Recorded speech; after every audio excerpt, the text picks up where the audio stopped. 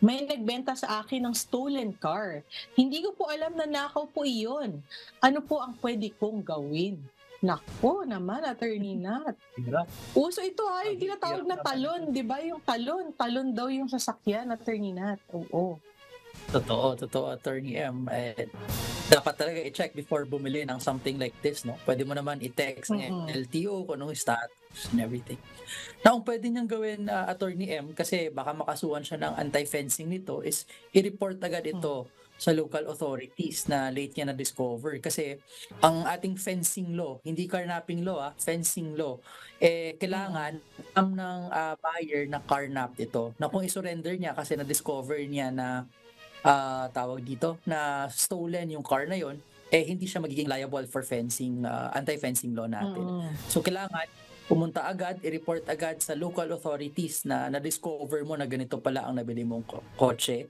I-report rin Mm. kanino mo siya na nabili at kung kilala mo kung saan ang Yes. whereabouts para ma-aksyonan ng ating local na authorities, especially the police.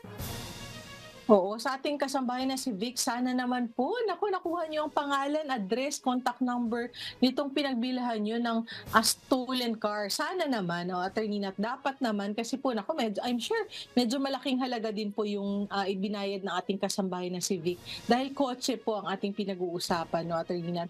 Again, reminder po sa ating mga kasambahay, kagaya ng sinabi ni Attorney Nat, dapat po talaga due diligence, no, Attorney Nat, no, bago yung after na yung transaction, nakapagbayad na yun all, saka nyo pa sasaliksikin kung ano ba ang, nasaan ba ang titulo, kung ito ba'y talagang kanino nakarehistro, and so on and so forth. Sana na-check po beforehand. But kung hindi naman po, kagaya ng sinabi ni Attorney Nat, may remedy naman po. And in fact, yung ganitong kontrata, kahit sabihin mong may kontrata, Attorney Nat, diba, if the object of the contract is, yan, stolen, no, makukonsider nga nating void yung transaction kasi parang naging illegal yung Correct. transaction dahil, di ba, yung hindi, nakaw pala yung object of the contract, and at the same time, 'di ba, yung principle din, Attorney Nat, 'di ba?